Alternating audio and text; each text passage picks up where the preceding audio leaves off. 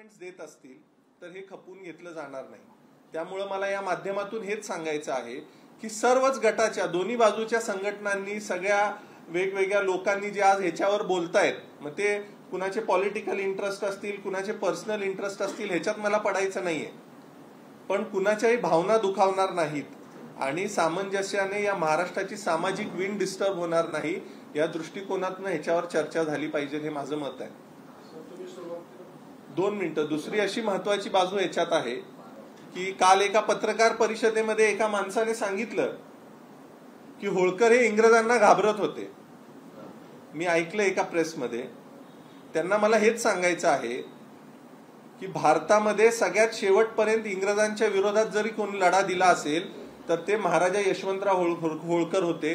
1818 पर्यंत होळकर, महाराजा यशवंतराव होळकरांच्या मृत्यूनंतर सुद्धा भीमाबाई होळकर आणि महाराजा यशवंतराव होळकरांचे चिरंजीव महाराजा मल्हारराव होळकर हे वयाच्या 19व्या वर्षे असताना सुद्धा ते इंग्रजांच्या विरोधात रणांगणात उभं राहून लढत होते. तुळसाबाई महाराणी साहेबांचा मृत्यू त्या लढाईमध्ये झालेला आहे. सेटलमेंट करून होळकरांनी इंग्रजांच्या बरोबर कधी तह केलेला नाही आणि होळकर इंग्रजांना घाबरतात हे जे तुमचं वक्तव्य आहे ते ज्यांनी कुणी केलंय त्याला मला विचारायचंय, तुमचा इतिहासाचा अभ्यास किती आहे हे बघावं लागेल. त्यामुळे अशी वक्तव्य ज्याच्यामुळे समाजामध्ये तेढ निर्माण होईल ही तुम्ही करू नका, हे मला नम्रपणे सांगायचंय. होळकर घराण्याने अहिल्यादेवी असतील सामाजिक कामं केली, त्यांनी जातीपातीच्या बंधनात अडकल्या नाहीत. सगळ्यांसाठी घाट बांधले, विहिरी बांधल्या, बारवा बांधल्या, सगळ्या समाजासाठी केलं ना, कुठल्या एकट्या समाजासाठी केलं नाही. मल्हारराव होळकरांनी अटकेपार झेंडे लावले. सुभेदार तुकोजीराव होळकरांची समाधी इथं पुण्यात आहे, मागं तोही विषय आपण घेतला होता. त्याची आज काय अवस्था आहे? शासन म्हणतं आम्ही अटकेपार झेंडे लावले महाराष्ट्राने, पण ज्याने प्रत्यक्षात लावले त्याची समाधीची आज काय अवस्था आहे? महाराजा यशवंतराव होळकर, छत्रपती संभाजी महाराजांनी काल काही विषय मांडले. मला या माध्यमातून आपल्याला हे सांगायचं आहे की सातारचे छत्रपती ज्यावेळेला अजिंक्यतारा किल्ल्यावर कैद होते त्यावेळेला त्यांना सोडवण्यासाठी महाराजा यशवंतराव होळकरांनी पुढाकार घेतलेला होता.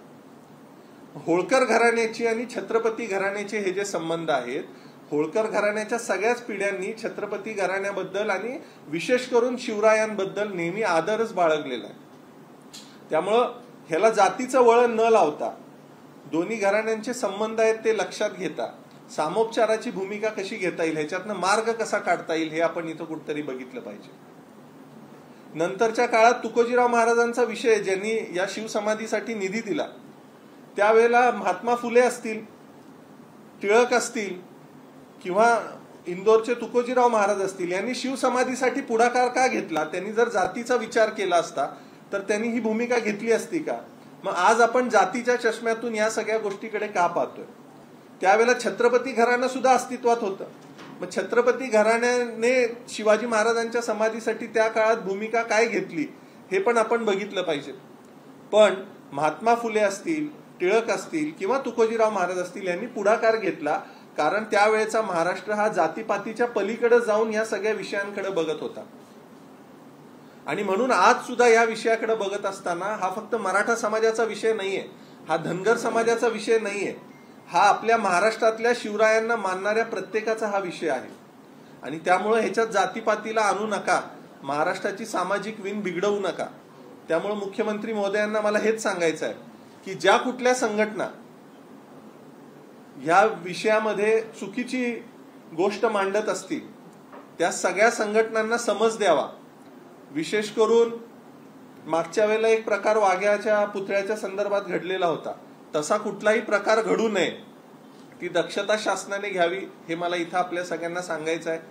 तुकोजीराव महाराजांनी नुसतं रायगडावरच्या स्मारकाला निधी दिलेला नाहीये. तुकोजीराव महाराजांनी आज SSPMSच्या परिसरामध्ये जो शिवाजी महाराजांचा पहिला पुतळा उभारलेला आहे त्या पुतळ्यासाठी सुद्धा त्यांनी निधी दिलेला आहे. शिवाजी महाराजांचं स्मारक जगामध्ये पोहोचवण्याचं काम तुकोजीराव महाराजांनी सगळ्यात पहिले केलेलं आहे. आजची SSPMSची जी संस्था उभी आहे त्या संस्थेला सुद्धा निधी दिलाय. तुमचं फर्ग्युसन कॉलेज जे उभं आहे त्या फर्ग्युसन कॉलेजला सुद्धा तुकोजीराव महाराजांनी निधी दिलेला आहे. बनारस हिंदू युनिव्हर्सिटी असेल, मुस्लिम अलीगड युनिव्हर्सिटी असेल, अनेक विद्यापीठांना त्यावेळेला निधी दिलाय. आणि हा देत असताना होळकर घराण्याने कधीच जातीचा विचार केलेला नाही. आज आपण महाराजा सयाजीराव गायकवाडांचं नाव घेतो.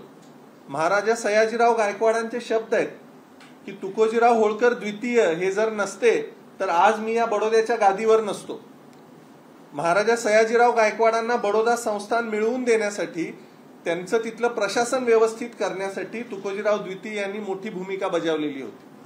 मग हे बॉन्डिंग असताना, इतक्या मोठ्या प्रमाणात ह्या सगळ्या घराण्यांनी एकत्रपणे त्या काळात काम केलेलं असताना फक्त एखाद्या घराण्याला हिनवायचं किंवा त्या घराण्याबद्दल दुजाभाव ठेवायचा हे मला बरोबर वाटत नाही. आणि ह्याच्यामध्ये जर कुठला राजकीय हेतू कुणाचा असेल तर त्या लोकांना माझा इशारा आहे, तुम्ही लक्षात ठेवा, इथं महाराष्ट्राची जनता हुशार आहे, ही कुठलाही राजकीय तुमचा अजेंडा इथं चालू देणार नाही.